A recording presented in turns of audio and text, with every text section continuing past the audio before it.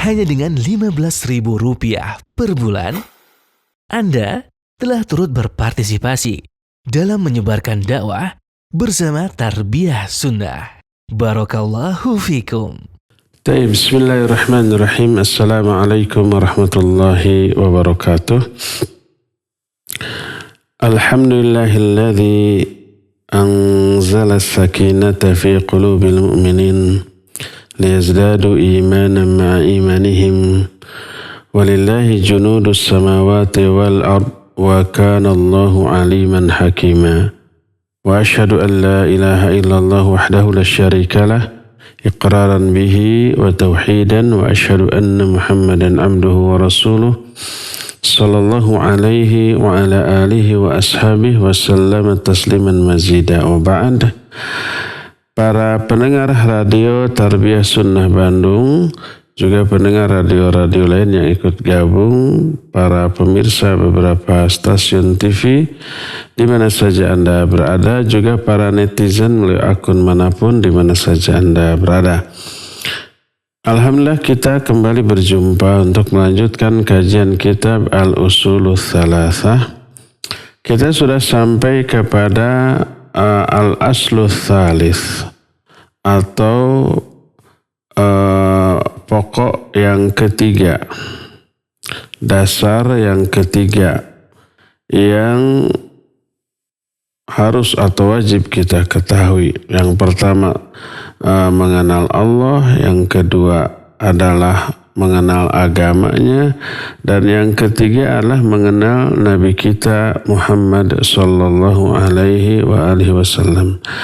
Kemarin kita sudah menjelaskan tentang 5 poin mengenal Nabi alaihi salatu wassalam seperti yang sudah diterangkan. Yang pertama adalah mengenal nasabnya, mengenal di mana tempat beliau lahir dan seterusnya.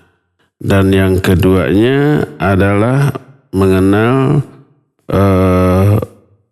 usia kehidupan beliau, dan yang ketiganya adalah mengenal kehidupan beliau setelah menjadi nabi. Keempat, dengan apa beliau ini diutus, dan yang kelima bagaimana ajaran yang beliau bawa. Nah, sekarang setelah Nabi alaihi salatu wassalam tinggal 10 tahun di Mekah, maksudnya tinggal selama masa kenabian, menyeru kepada tauhid. Setelah itu beliau dimi'rajkan, diisrakan oleh Allah dari Mekah ke Masjidil Aqsa di Palestina, di Baitul Maqdis. Dari sana kemudian beliau mengalami mi'raj. Makna mi'raj berasal dari kata araja, ya'ruju. Artinya araja itu naik. Mi'raj adalah alat untuk naik. Makna araja dengan makna naik diantaranya diterangkan oleh Allah Azza wa Jalla dalam Al-Quran surah Al-Ma'arij ayat yang keempat, ta'rujul malaikatu warruhu ilaihi. Ta'ruju, maka naiklah para malaikat dan ruh. Ruh itu maksudnya malaikat Jibril, ilaihi, kepada Allah Azza wa Jalla. Naiknya para malaikat ke atas, ke langit untuk menghadap Allah Azza wa Jalla menunjukkan keberadaan Allah ada di atas langit. Dan peristiwa mi'rajnya Nabi kita Muhammad sallallahu alaihi wasallam ke atas langit berjumpa dengan Allah di sana, itu pun menunjukkan keberadaan Allah subhanahu wa ta'ala yang ada di atas langit. Dan peristiwa Isra Mi'raj adalah keagungan yang Allah berikan khusus kepada Nabi kita Muhammad sallallahu alaihi wa alihi wasallam. ketika suatu saat Nabi alaihi salatu wassalam sedang tertidur di Ka'bah, di pojok yang ada di pojok Hijr Ismail, yang saat itu Nabi alaihi salatu wassalam tertidur di sana. Datanglah seseorang. Orang ini kemudian diketahui jelmaan dari malaikat Jibril.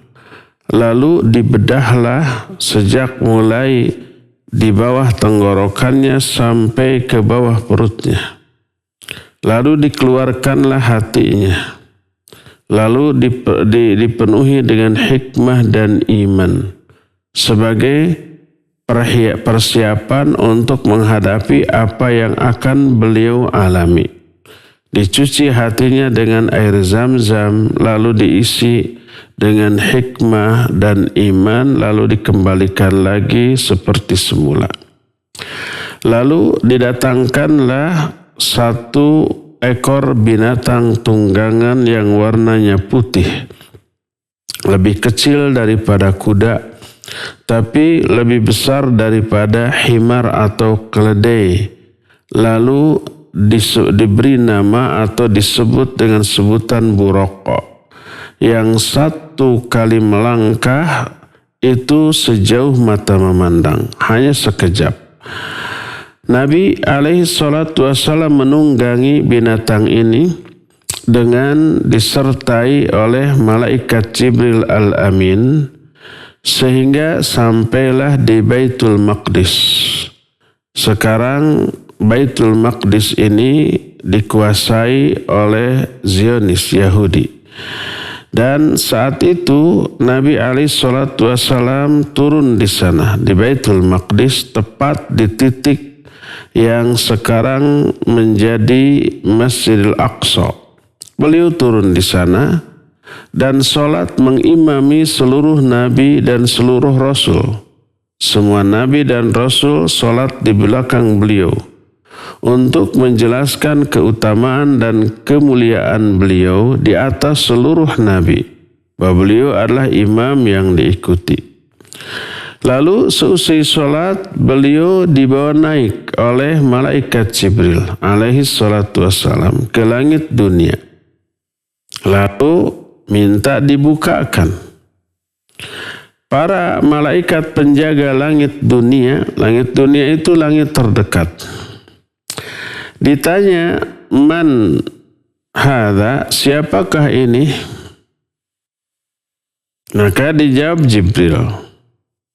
Wa man ma'aka, siapa yang besertamu? Dijawab Muhammad sallallahu alaihi wasallam. Dan hadis ini memberi faidah bolehnya si pribumi bertanya kepada tamu sebelum pintu dibukakan. Dan ini mewajibkan setiap tamu meminta izin untuk bertamu dan memasuki rumah orang lain dengan cara yang santun. Dan si pribumi boleh sebelum membuka pintu untuk bertanya siapa tamu yang datang, dan wajib bagi si tamu untuk menyebut nama dan mengenalkan dirinya, sebagaimana malaikat Jibril pun mengatakan demikian. Saya Jibril. Siapa yang bersamamu?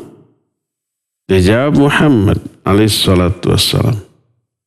Ditanya, waqad ursila ilaih, apakah dia ini sudah diangkat menjadi rasul? Dijawab, na'am. Maka dibukakan pintu langit, lalu malaikat penjaga langit itu berkata, marhaban bihi fa ni'mal maji'u ja'a. Selamat datang kepada dia, kepada Muhammad sallallahu alaihi wasallam, sebaik-baik orang yang datang pada hari ini. Dibuka, didapati di langit pertama itu ada Adam. Lalu oleh Jibril diperkenalkan, hadza abuka Adam fasallim alaih. Ini bapakmu, yaitu Adam. Sampaikan salam kepadanya. Adam ini bapak seluruh manusia. Karena seluruh manusia berasal dari Nabiullah Adam alaihissalatu wassalam. Lalu Nabi alaihissalatu wassalam pun menyampaikan salam kepada Adam, lalu dijawablah salamnya sambil berkata, marhaban bil ibni soleh wan nabi soleh. Selamat datang kepada anak yang soleh dan nabi yang soleh. Wa idza ala yamini Adam arwahu su'ada wa ala yasarihi arwahul ashqiya min dzurriyyatihi. Tiba-tiba didapati di sebelah kanan Nabi Adam ada ruh orang-orang yang berbahagia, calon-calon ahli surga dari turunannya, dan di sebelah kirinya ada ruh-ruh orang-orang yang binasa. Merekalah orang-orang kafir dari turunan Nabiullah Adam alaihissalatu wassalam. Semua orang di dunia termasuk orang kafir, orang musyrik, orang ateis, orang yang sangat durhaka, termasuk raja-raja, penguasa, diktator yang durhaka zaman baheula, baik Raja Namrud ataupun Raja Fir'aun, itu semuanya anak-anak turunan dari Nabi Adam, tapi yang akan binasa. Maka ketika Nabi Adam melirik, menengok, memandang, melihat ke sebelah kanan, beliau berbahagia dan tertawa. Tapi apabila beliau melihat ke arah kiri, beliau menangis. Itulah pengalaman sepintas Nabi alaihissalatu wassalam berjumpa dengan Nabi Adam. Lalu thumma araja bihi Jibril ila sama'i tsaniyah. Lalu dibawa naik lagi lah Nabi kita Muhammad SAW oleh malaikat Jibril ke langit yang kedua. Prosesnya seperti tadi, minta dibukakan, ditanya, dijawab, ditanya siapa yang bersamamu dan seterusnya sampai dibukakan. Di langit kedua didapati dua nabi, Yahya dan Isa. Kalau Yahya sudah wafat dan Isa itu belum wafat. Ada sampai sekarang di langit kedua. Yahya dan Isa satu sama lain adalah saudara sepupu. Berkata Jibril, hadzani Yahya wa Isa, fasallim alaihima. Inilah dua orang, Yahya dan Isa. Salamlah kepada keduanya. Lalu Nabi SAW pun menyampaikan salam, dan salamnya dijawab. Lalu berkata, marhaban bil akhis salih wan nabi salih. Selamat datang, welcome, wilujeng sumping, sugeng rawuh kepada saudara yang soleh dan nabi yang soleh. Setelah itu tidak ada dialog lain yang diceritakan. Dibawa naik lagi sampai ke langit yang ketiga. Di langit yang ketiga didapati Yusuf alaihi salatu wassalam. Lalu berkata malaikat Jibril, hadza Yusuf, fasallim alaih. Inilah Yusuf, sampaikan salam kepadanya. Lalu salam, lalu dijawab, lalu di-welcome-kan. Di-welcome-kan itu disambut dengan penuh keramah tamahan. Marhaban bil akhis salih wan nabi salih. Sama seperti tadi. Lalu naiklah ke langit yang keempat. Didapati di langit yang keempat ada Nabiullah Idris alaihi salatu wassalam. Kata malaikat Jibril, ini Idris, salamlah kepadanya. Menyampaikan salam, dijawab seperti biasa, dibagiakan Selamat datang saudaraku yang soleh dan Nabi yang soleh. Setelah itu dibawa lagi naik sampai ke langit yang kelima. Di langit yang kelima didapatinya Nabiullah Harun alaihi salatu wassalam bin Imran, saudara bagi Nabiullah Musa. Kata malaikat Jibril, ini Harun, salamlah kepadanya. Salam dijawab. Lalu dibawa lagi naik ke langit yang ke-6. Minta dibukakan. Setelah dibukakan, didapatilah Nabiullah Musa alaihissalatu wassalam. Kata malaikat Jibril, ini Musa, salamlah kepadanya. Lalu menyampaikan salam. Lalu berkata, marhaban bil akhis soleh wan nabi soleh. Selamat datang saudaraku yang soleh dan Nabi yang soleh. Tapi pas akan berpisah, maka menangislah Nabiullah Musa alaihissalatu wassalam. Ditanya oleh Nabi kita Muhammad sallallahu alaihi wasallam, yubkika, apa yang membuatmu menangis? Beliau menjawab, li'anna ghulaman bu'itha ba'di yadkhulul jannah min ummatihi aktsaru mimma yadkhuluha min ummati.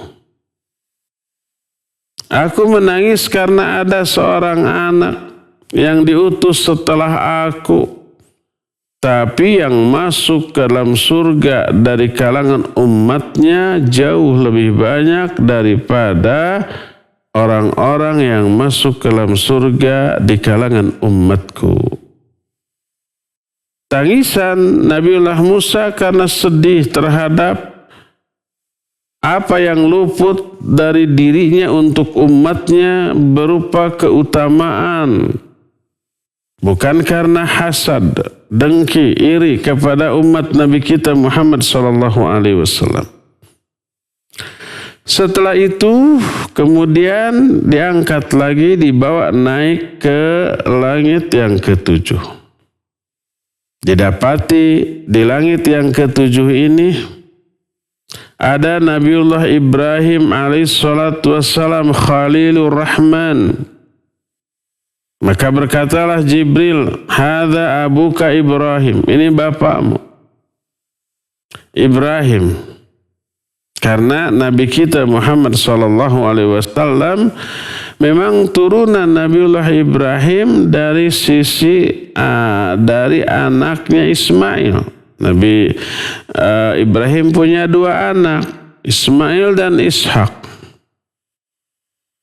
Ishak kemudian punya anak Yakub, Yusuf, Ayub dan seterusnya, dan Nabi Yakub kita kenal dengan sebutan Nabi Israel. Makanya anak-anak turunan Nabi Yakub disebut dengan sebutan Bani Israel. Terus Yakub, Yusuf, Ayub, Syu'aib, Harun, Musa, Ilyasa, Dzulkifli, Daud, Sulaiman, Ilyas, Yunus, Zakaria, Yahya, Isa. Semuanya itu Bani Israel. Turunan Nabi Ishak yang menjadi putra dari Nabiullah Ibrahim, sedangkan dari Nabi Ismail anak-anak turunannya tidak ada yang menjadi nabi yang dikenal kecuali nabi terakhir Nabi Muhammad sallallahu alaihi wasallam, ini dari turunan Nabiullah Ismail alaihi salatu wassalam. Makanya Nabi kita bukanlah turunan Bani Israel. Karena bukan turunan dari Nabi Ishak. Bangsa Quraisy yang ada silsilah hubungan dengan Nabi Ismail. Dan Nabi Ismail adalah putra dari Nabi Ibrahim. Makanya Nabi Ibrahim adalah kakek buyutnya Nabi kita Muhammad SAW. Kata malaikat Jibril, hadza abuka Ibrahim fasallim alaih. Ini bapakmu Ibrahim, salamlah kamu kepadanya. Lalu salam. Dijawab salamnya. Lalu berkata Ibrahim, marhaban bil ibni soleh wan nabi soleh. Selamat datang anakku yang soleh dan nabi yang soleh. Jadi Nabi alaihi salatu wasallam dibawa berkeliling menemui para nabi di setiap level langit yang dilaluinya untuk memuliakan Nabi alaihi salatu wasallam dan menunjukkan kemuliaan beliau, keutamaan beliau. Saat itu Nabiullah Ibrahim alaihissalatu wassalam yang bergelar Kalimur Rahman, yang bergelar Khalilur Rahman, Khalil Allah Azza wa Jalla, sedang menyandarkan punggungnya ke Baitul Ma'mur di langit yang ke-7. Baitul Ma'mur sebuah masjid yang ada di langit yang ke-7. Dan ke Baitul Ma'mur atau masjid tersebut setiap harinya masuklah 70.000 malaikat. Mereka masuk untuk sholat, beribadah, kemudian keluar dan tidak pernah kembali lagi sampai kapanpun ke masjid tersebut. Besoknya masuk lagi 70.000 malaikat yang lain. Salat, setelah itu keluar, lalu masuk lagi 70.000 malaikat yang lain lagi. Satu malaikat, 70.000 malaikat rombongan pertama, kedua dan yang lain-lainnya. Satu rombongannya hanya satu kali salat di sana. Dan itu tiap hari sampai sekarang. Dan ini menunjukkan bahwa jumlah para malaikat amat sangat banyak. Satu hari 70.000 malaikat, ini sudah berapa juta hari. Menunjukkan amat sangat banyaknya jumlah malaikat.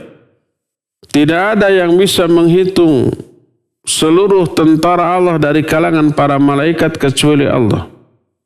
Sampai Allah Azza wa Jalla menyatakan di dalam Al-Quran surah Al-Muddathir yang menyatakan bahwa tidak ada yang mengetahui jumlah dari tentara Allah dari kalangan para malaikat kecuali Dia, kecuali Allah Subhanahu wa Ta'ala. Setelah itu Nabi kita Muhammad SAW diangkat ke Sidratul Muntaha. Sidratul Muntaha ini ditutupi oleh hiasan yang amat sangat indah, yang saking indahnya Nabi SAW atau seorang pun tidak ada yang mampu menggambarkannya. Dan ini diterangkan oleh Allah dalam Al-Quran dalam surah An-Najm. وَلَقَدْ رَآهُ نَزْلَةً أُخْرَى عِنْدَ سِدْرَةِ الْمُنْتَهَى Indaha jannatul ma'wa idh yaksha sidrata ma yaksha ma zaghal basar wa ma tagha laqad ra'a min ayati rabbihil kubra. Sungguh Nabi kita Muhammad SAW sudah melihat Jibril dalam rupa dan bentuk yang asli di lain kali, di kali yang kedua, di mana inda sidratil muntaha. Di Sidratul Muntaha, indaha jannatul ma'wa. Di samping Sidratul Muntaha itu ada surga ma'wa. Idh yaksha sidrata ma yaksha. Ketika itu Sidratul Muntaha ditutupi oleh sesuatu yang menutupinya. Nabi SAW menyatakan keindahannya tidak bisa digambarkan. Aku tidak tahu apakah itu. Warna-warni yang sangat indah. Yaksha sidrata ma yaksha ma zaghal basar wa ma tagha. Sampai mata ini terbelalak, tidak bisa lepas dari pandangan kepada arah penutup Sidratul Muntaha yang sangat indah tadi. Laqad ra'a min ayati rabbihil kubra. Sungguh Nabi SAW telah melihat tanda-tanda kebesaran Allah yang sangat dahsyat. Nah, saat itu Allah Azza wa Jalla di Sidratul Muntaha menerima perintah dari Allah salat 50 kali sehari semalam. Beliau pun ridha dengan hal itu. Kemudian setelah beres beliau turun ke langit yang ketujuh, berjumpa seperti biasa dengan Ibrahim. Terus turun lagi ke langit keenam, berjumpa lagi dengan Nabiullah Musa. Dan ketika berjumpa dengan Nabiullah Musa alaihi salatu wassalam, maka Nabi Musa bertanya, "Ma farada rabbuka ala ummatik?" Apa sih yang diwajibkan oleh Allah kepada umatmu? Maka dijawab, 50 salatan fi kulli yaum. 50 kali salat dalam sehari semalam. Maka berkatalah Nabiullah Musa, "Inna ummataka la tatiqu dhalik wa qad jarrabtu an-nasa qablaka wa 'alajtu bani Israil ashaddal mu'alajah farji ila rabbik fas'alhu at-takhfif li ummatik." Kata Nabiullah Musa, umatmu tidak akan mampu. Kebayang kalau umpah sehari semalam 50 kali salat. Kita dalam sehari semalam itu cuma punya waktu 24 jam. 24 jam dibagi 50. 24 dibagi 50 berarti setengah jam, kurang dari setengah jam sekali kita harus sholat. Bagaimana tidurnya, bagaimana kita bekerjanya, dan seterusnya. Kebayangkan berat. Jangankan 50 kali salat, 5 kali salat saja banyak di kalangan umat ini yang sudah keteteran, kedodoran. Banyak yang meninggalkan baik sama sekali seluruh salat ataupun belang betong, hanya waktu-waktu salat tertentu. Itu pun ala kadarnya, asal-asalan, dari aspek manapun, aspek zahirnya, aspek lahirnya, aspek waktunya, aspek batinnya. Aspek batin itu menyangkut kekhusyuan dan keikhlasan. Aspek zahirnya menyangkut tata cara pelaksanaan sholat. Aspek waktunya tidak di awal waktu, ditunda-tunda hampir akhir. Itu 5 kali sholat. Kebayang kalau 50 kali. Maka Nabi Musa menyatakan, umatmu tak akan mampu. Aku telah mencoba sebelum engkau memperbaiki, membimbing Bani Israel dengan sebaik-baik bimbingan dan pembinaan. Itu pun susahnya bukan main. Kembalilah engkau kepada Allah dan mintalah keringanan untuk umatmu. Lalu Nabi alaihi salatu wassalam kembali kepada Allah Azza wa Jalla, lalu meminta keringanan terus bolak-balik sampai akhirnya ditetapkanlah kewajiban sholat bagi umatnya hanya 5 kali dalam sehari semalam. Dari kasus ini banyak faedah yang bisa kita ambil. Pertama, adanya nasikh mansukh dalam syariat. Al-Quran juga menyatakan, manansakh min ayatin. Tidak ada satu ayat pun yang kami mansukh. Mansukh itu kami hapus. Kecuali kami datangkan dengan yang lebih baik atau yang semisal. Nabi-nabi terdahulu ada syariat. Syariat itu dimansukh oleh syariat Nabi setelahnya. Nabi-nabi sebelumnya ada syariat, seluruhnya dimansukh dengan syariat Nabi kita Muhammad sallallahu alaihi wasallam. Awal diwajibkannya salat 50 kali, kemudian dimansukh menjadi 5 kali dalam sehari semalam. Ini yang pertama. Yang kedua, mungkin ada orang yang tidak mempercayai kisah ini hanya karena tidak masuk akal mereka. Padahal hadis ini sahih. Kok bisa ditawar syariatnya kayak jual beli gitu ya? Kita jawab, memang syariat ini jual beli antara manusia dengan Allah. Yang mengistilahkan syariat dengan istilah jual beli Allah sendiri dalam Al-Quran.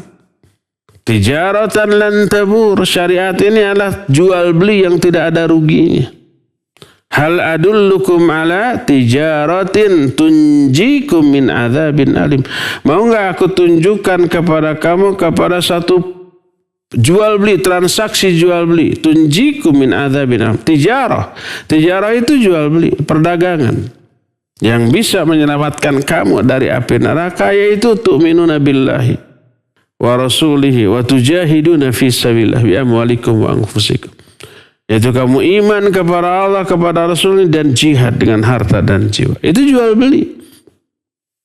Kita jual diri kita, harta kita, seluruh pengorbanan kita. Allah yang membeli dengan surga. Inna Allah ashtara minal mu'minina anfusahum wa amwalahum bi anna lahumul jannah. Allah membeli jiwa dan harta orang-orang mukmin dengan surga. Jual beli. Dalam jual beli ada tawar menawar, ada. Salah satunya sholat ini. Ini yang pertama. Yang keduanya, di mana iradah Allah? Kok kehendak Allah kalah oleh kehendak manusia? Sebenarnya ini semuanya kehendak Allah. Allah menghendaki hasil akhir itu 5 kali sholat. Tapi berawal dari 50 kali sholat untuk menjelaskan kepada umat, walaupun 5 kali sholat, tapi pahalanya sama dengan 50 kali sholat. 1 kali sholat sebanding dengan 10 kali sholat.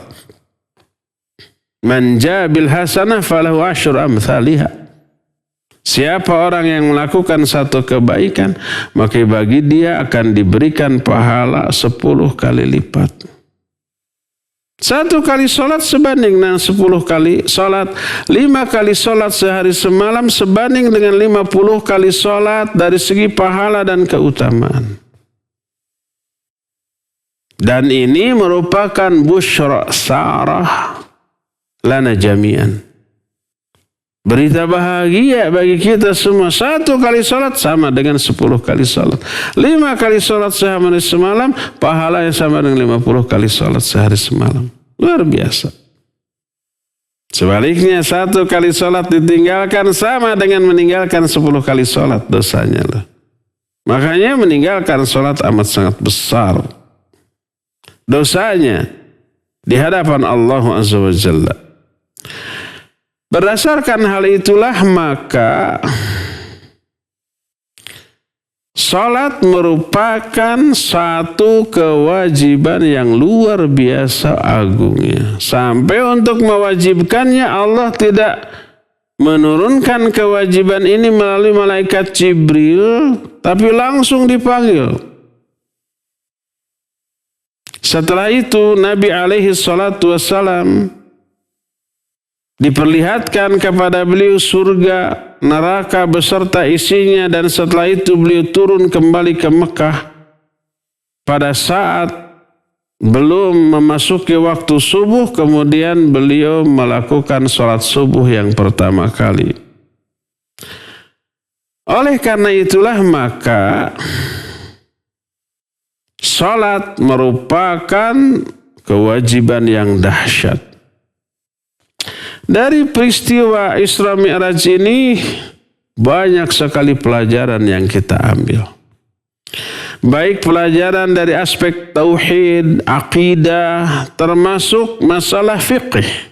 Di antara masalah tauhid dan akidah adalah keberadaan Allah berada di atas langit. Dan ini diterangkan oleh Allah dalam banyak ayat.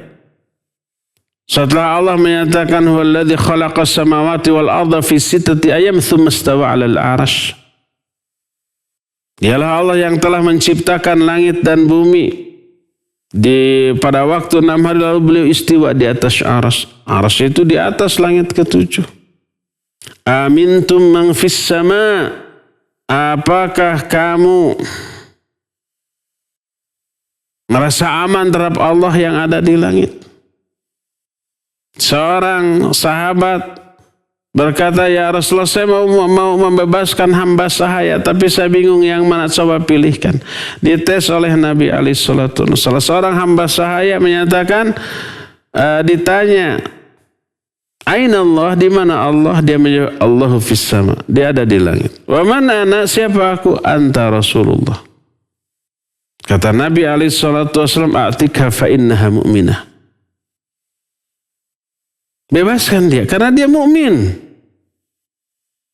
Nah, termasuk para malaikat, ta'rujul malaikatu warruhu ilaihi fi yaumin kana miqdaruhu 50,000 sanah. Kata Allah, naiklah para malaikat dan malaikat Jibril setiap hari ke langit, ke Allah Azza wa Jalla, ilahi kepada Allah. Kalau naik berarti kemana? Ya ke atas. Karena Allah ada di atas sana. Termasuk peristiwa Isra Mi'raj ini menunjukkan keberadaan Allah Subhanahu wa Ta'ala yang berada di atas langit. Walladzi khalaqas samawati wal arda fi sittati ayyam thumma istawa 'alal 'arsy ya'lamu ma yaliju fil ardi wa ma yakhruju fiha wa ma yanzilu minas sama' wa ma ya'ruju ilaihi. Allah lah yang telah menciptakan langit dan bumi pada waktu 6 hari. Kemudian Allah istiwa di atas arsy. Allah mengetahui apa yang masuk ke bumi dan apa yang keluar dari bumi. Apa yang turun dari langit dan apa yang naik ke langit. Semua Allah ketahui. Walaupun Allah berada di atas arsy, tak ada yang luput dari penglihatan Allah SWT. Dan inilah salah satu di antara aspek tauhid yang terkandung di dalam Isra Mi'raj ini. Para pendengar dan pemirsa sekalian, kita masuki jeda terlebih dahulu. Seusai jeda kita masuk langsung sesi tanya jawab. Wassallallahu ala nabiyina Muhammadin wa ala alihi wa sahbihi wasallam. Bismillah, para pendengar dan juga para pemirsa. Kita kembali ke forum kajian ini dan untuk selanjutnya kita akan buka sesi tanya jawab. Bagi antum yang akan bertanya, kami persilakan bisa menghubungi kami dari nomor telepon 02286862637 atau melalui pesan singkat di nomor 081122771476. Bagi antum semua para pendengar radio Terbaik Sunnah maupun juga para pemirsa Persada TV dan juga para pemirsa dan pendengar yang lain juga bisa mengajukan pertanyaannya. Baik, sudah ada penelpon yang masuk, kita angkat. Halo. Assalamualaikum. Dari Pak Iqbal, Ustaz. Ya, nampak. Saya bertanya, Ustaz. Tadi disebutkan di awal saat baginda Rasul Isra, beliau mengimami salat di Masjidil Aqsa. Pertanyaannya, apakah salat yang dilakukan pada saat itu sama dengan yang dilakukan ataupun yang diberi petunjuk kepada umatnya saat ini, Ustaz? Demikian, Ustaz. Jazakumullah khairan. Assalamualaikum warahmatullahi wabarakatuh. Waalaikumsalam warahmatullahi wabarakatuh. Ya, Pak Iqbal di Muhammad Toha, barakallahu fiik. Ketika Isra Mi'raj melahirkan kewajiban sholat yang 5 waktu, tata cara sholat, bacaannya, jumlah rakaatnya, waktunya belum ditentukan. Ditentukannya terkemudian.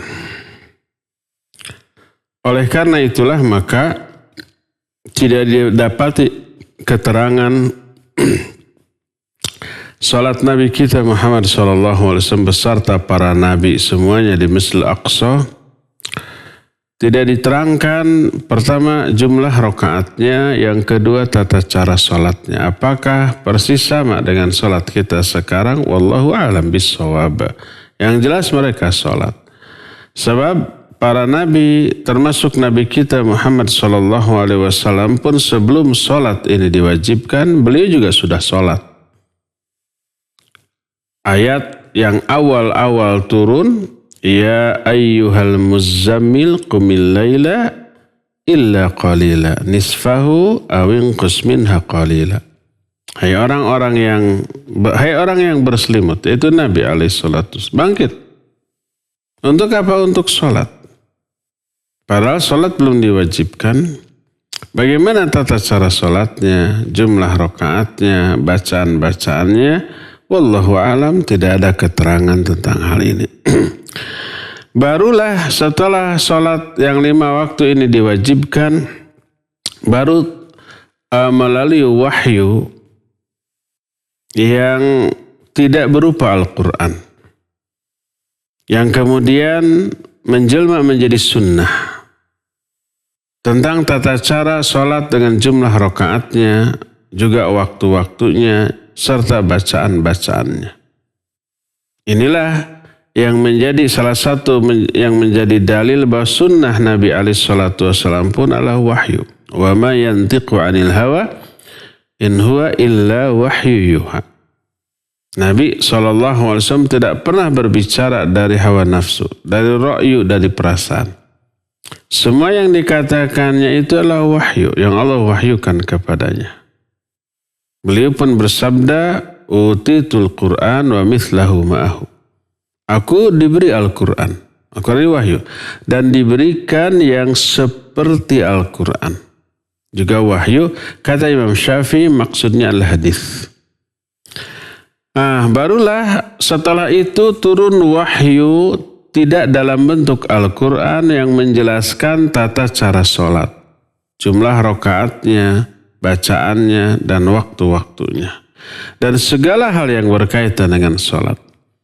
Maka aspek fikih dari kisah Isra Mi'raj ini melahirkan kaidah bahwa boleh mengakhirkan penjelasan dari waktunya karena adanya uzur untuk itu. Seperti contoh umpamanya diwajibkan sholat yang 5 waktu.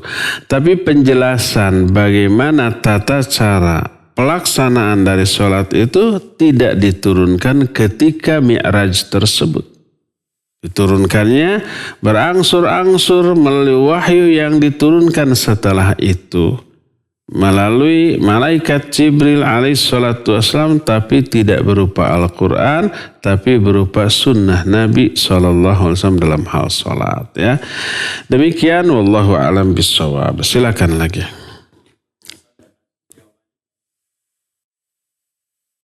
Telepon 022-8686-2637.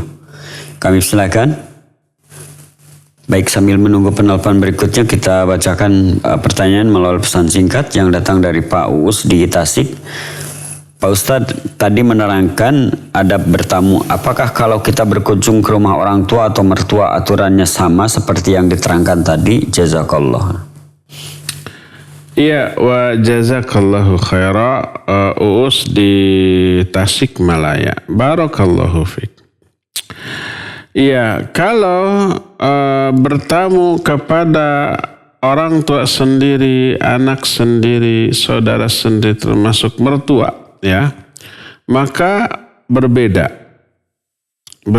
dengan umumnya, karena Allah Azza wa Jalla menyatakan, laisa alaikum junahun an ta'kulu, tidak apa-apa, ini dalam surah An-Nur, bagi kalian untuk makan di rumah-rumah kalian sendiri, di rumah orang tua kalian sendiri, di rumah anak kalian sendiri, di rumah saudara kalian sendiri, dan seterusnya yang diterangkan oleh ayat tersebut. Ya, oleh karena itulah maka boleh memasuki secara langsung apabila si rumah tersebut tidak terkunci, si rumah tersebut terbuka. Ya, tapi tetap salam ke orang yang ada di bawah di dalamnya. Kecuali apabila ke kamarnya. Maka ke kamar siapapun maka tidak boleh langsung masuk tanpa izin, harus mengetuk terlebih dahulu sebab dikhawatirkan. Seperti para ulama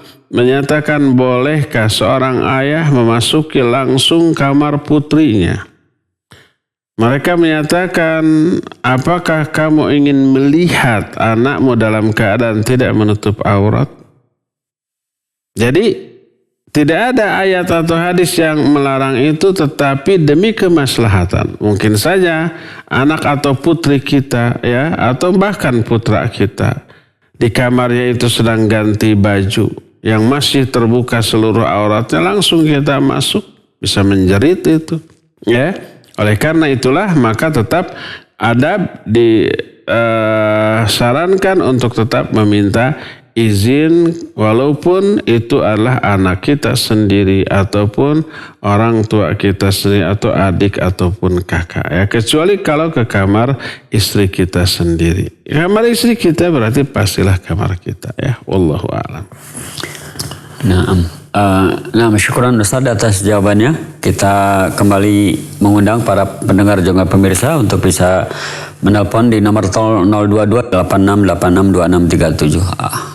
Nah, sudah ada yang masuk, kita angkat. Halo. Assalamualaikum warahmatullahi wabarakatuh. Waalaikumsalam warahmatullahi wabarakatuh. Silakan Pak Mulyono. Ya, Ustaz, saya mau tanya, pada waktu Rasulullah SAW tidur di Ka'bah itu sendirian atau tidak? Ada sahabat atau tidak yang dicucikan sama malaikat, hatinya dikeluarkan itu? Kemudian pertanyaan kedua, siapakah yang percaya kepada Rasulullah bahwa Rasulullah sehari hanya semalam bisa pulang pergi dari bumi ke Sidratul Muntaha? Sekian, assalamualaikum warahmatullahi wabarakatuh. Waalaikumsalam. Waalaikumsalam warahmatullahi wabarakatuh. Iya. Pak Mulyono di Margahayu, barakallahu fiik. Ya, pertanyaannya ada dua. Apakah Nabi alaihissalam sholat itu sendirian? Tidur itu sendirian. Ketika di mana? Di Ka'bah. Iya, tidak diriwayatkan ada orang lain di sana. Sendirian. Itu yang pertama. Yang keduanya, siapa yang percaya? Ya, orang-orang yang sudah masuk Islam di kalangan para sahabat, terutama Abu Bakar As-Siddiq radhiyallahu anhu. Mereka percaya. Walaupun banyak di kalangan kaum muslimin yang saat itu meragukan ada. Tapi umumnya kaum muslimin yang imannya kuat, termasuk Abu Bakar As-Siddiq radhiyallahu anhu, itu mempercayai. Sehingga orang-orang kafir Quraisy, orang-orang musyrik di Mekah mau memprovokasi Abu Bakar. Katanya itu sahabatmu Muhammad sudah dalam hanya waktu satu malam dia ke Baitul Maqdis di Palestina. Kemudian ke langit. Lalu sebelum subuh sudah turun lagi, kamu percaya? Mau memprovokasi. Karena ini adalah sesuatu yang tidak masuk akal. Jangankan untuk saat itu ya. Yang belum ada teknologi pesawat. Sekarang saja kalau umpamanya kalau dari Mekah ke Baitul Maqdis dalam semalam PP bisa aja pakai pesawat. Tapi kalau sampai ke langit takkan ada orang yang percaya untuk saat ini pun, apalagi saat itu.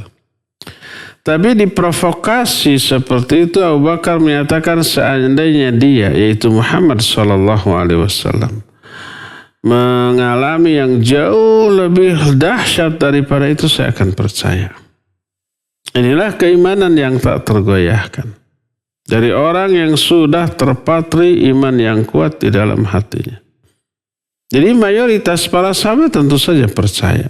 Ada satu dua yang ragu tapi tidak diceritakan baik namanya maupun kadar keraguannya dan apa yang terjadi. Adapun orang-orang musyrik, jangankan Isra Mi'raj, yang lain-lain aja tidak percaya, kepada Quran aja tidak percaya, kepada kenabian Muhammad SAW saja tidak percaya, apalagi kepada peristiwa Isra Mi'raj. Lebih tidak percaya lagi. Karena apa? Karena tidak masuk akal mereka. Ya, demikian Pak Mul, wallahu a'lam bishawab. Silakan lagi. Kembali bacakan pertanyaan yang datang melalui pesan singkat. Datang dari Pak Waluyo di Rejang Lebong, Bengkulu. Assalamualaikum Ustaz. Bagaimana caranya agar sholat khusyuk dan tidak terburu-buru? Syukran. Pak Waluyo, barakallahu fiik. Bagaimana caranya agar sholat khusyuk dan tidak terburu-buru? Ini memang pertanyaan yang gampang dijawab secara lisan, tapi sulit untuk diaplikasikan. Secara teori mudah. Khusyuk itu sudah. selaraskan saja ketika sholat antara mulut, hati, dan pikiran. Mulut mengucapkan bacaan-bacaan zikir-zikir yang kita baca dalam sholat. Seperti iftitah umpamanya. Seperti Al-Fatihah mulai dari Bismillahirrahmanirrahim. Itu kata mulut. Hati kita, pikiran kita menghayati maknanya dengan menyebut nama Allah yang Maha Pengasih dan Maha Penyayang. Kata mulut, Alhamdulillahirabbil alamin. Kata pikiran, kata hati, kita langsung menerjemahkan dengan menghayatinya, dengan penuh penghayatan. Segala puji bagi Allah, penguasa semesta alam. Sinkron, sinergi, sehingga hati, pikiran gak ada waktu untuk memikirkan hal-hal lain karena fokus kepada bacaan, untuk menghayati bacaan. Terus sampai akhir. Apalagi kita memahami keterkaitan antara doa dengan gerakan. Kenapa ketika ruku dan sujud membaca tasbih? Subhana Rabbiya. Kemudian kenapa ketika ruku Al-Azim, ketika sujud Al-A'la? Subhana Rabbiyal Azim ketika ruku, ketika sujud Subhana Rabbiyal A'la. Doa itu selaras dengan jenis gerakan. Ketika ruku kita nungging begitu, membungkuk. Dan itu sikap menghinakan diri di hadapan Allah. Karena memang pada hakikatnya kita hina sebagai hamba. Banyak dosa, banyak kekurangan. Jadi sikap menghinakan diri di hadapan Allah, ketika menghinakan diri, Allah suci dari kehinaan. Maka maka kita mengatakan Subhana, Maha suci Allah, suci dari kehinaan seperti yang sedang kita alami.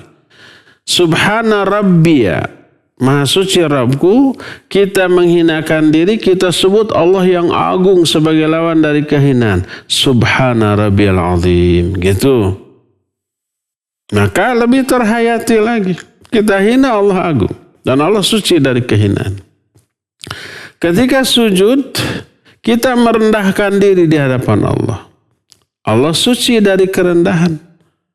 Dan ketika kita merendahkan diri, kita sebut Allah yang maha tinggi. Subhana Rabbiyal A'la. Penghayatannya lebih mendalam. Jadi itulah teorinya selama sholat. Ya, mudah untuk diterangkan dan diucapkan.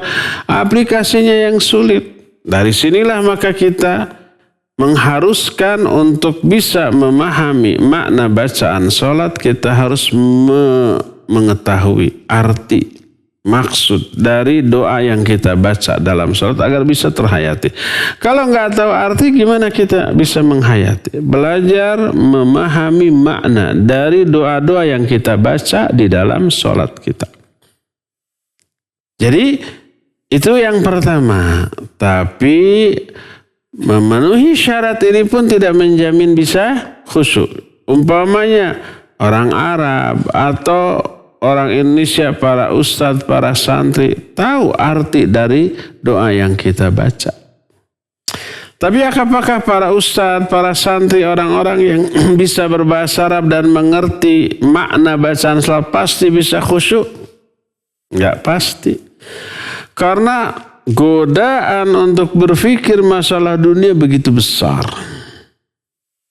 Jadi kita itu ketika fokus bacaan, ingat lagi ke yang lain, ingat urusan dunia, ingat urusan organisasi, ingat urusan pekerjaan, ingat urusan keluarga, ingat urusan hutang piutang, macam-macam. Akhirnya kita lalai lagi dari penghayatan. Oleh karena itu Imam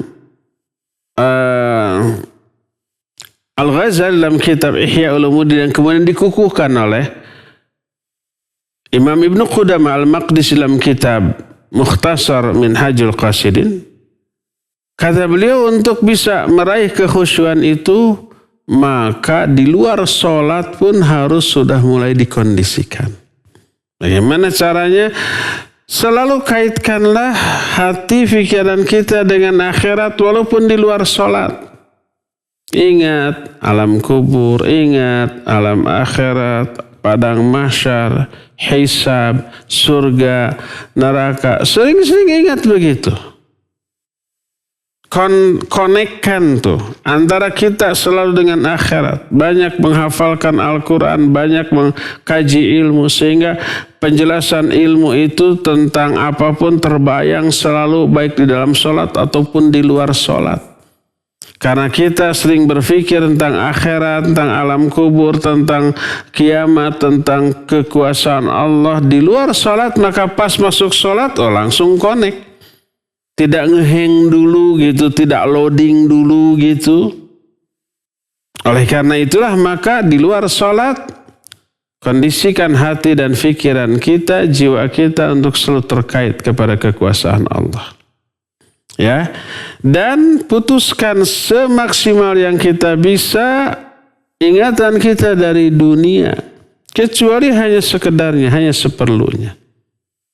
Siapa orang yang lebih fokus mengaitkan hati pikiran kepada urusan dunia, maka urusan dunia ini ke bawah-bawah walaupun ke dalam sholat, bahkan ke dalam mimpi ya. Demikian wallahu a'lam bissawab. Silakan lagi. Nah Ustaz, syukran atas jawabannya. Kami kembali mengundang antum bisa bertanya secara langsung di nomor telepon 02286862637. Baik, sudah ada penelpon. Halo. Halo, assalamualaikum Ustaz. Waalaikumsalam warahmatullahi wabarakatuh. Dari siapa di mana Bapak? Hamba Allah di Kiara Condong Ustaz. Ya, silakan. Begini Ustaz, kan afwan ini di luar tema. Mertua ana tuh pensiunan pajak. Terus saya dan istri dan anak saya kan sering ke rumahnya juga. Makanan yang dihidangkan oleh beliau apakah halal untuk dimakan atau gimana ya Ustaz? Terus yang keduanya, qadarullah bapak ana juga hasil dari pekerjaannya tuh ada yang digadai sawah Ustaz. Kayak gitu. Terus apakah yang dikasih makanan dari bapak ana ataupun uang dikasih bapak ana halal untuk dimakan? Maksudnya digadai sebentar, digadai itu dia putus? Iya, hamba Allah di Kiara Condong. Barakallahu fiik ya. Mertuanya pensiunan pajak.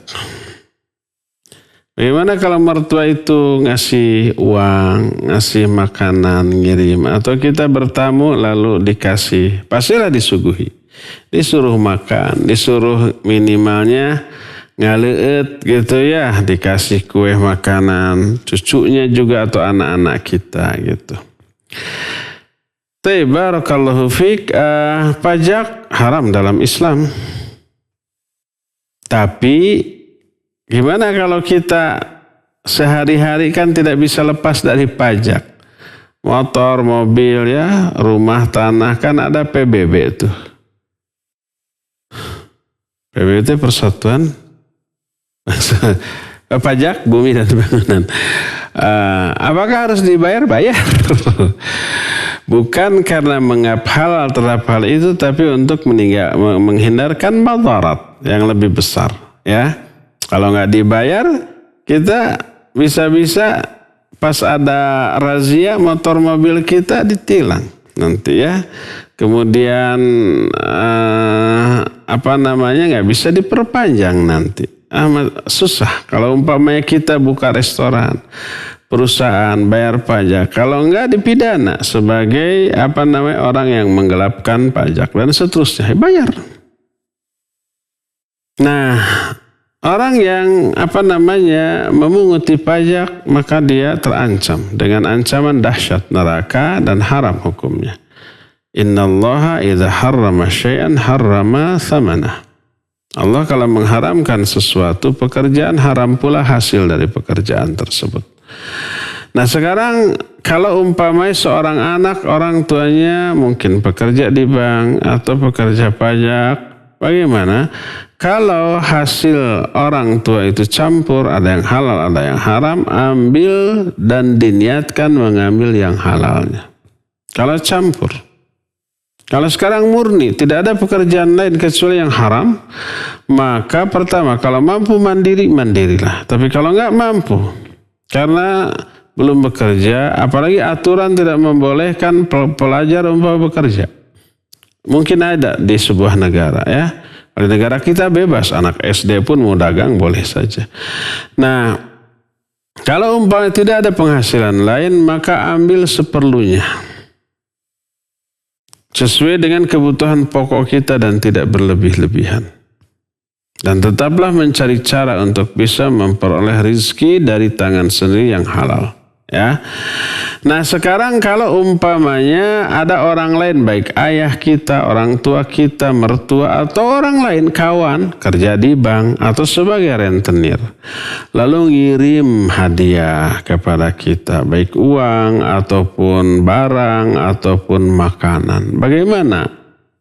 Ini juga dialami oleh Rasul SAW. Tetangganya Yahudi itu umumnya rentenir, umumnya bertransaksi ribawi, dan mereka suka ngasih hadiah kepada Nabi SAW.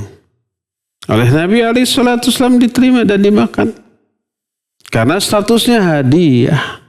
Jadi halal tidaknya makanan atau uang atau barang yang sampai kepada kita tergantung dari proses sampainya barang atau uang atau makanan itu kepada kita. Kalau proses sampainya uang itu kepada kita melalui proses yang halal dari orang itu kepada kita, maka halal untuk kita. Contoh umpamanya kita dagang cilok atau cibai. Ada cibai, cingambai.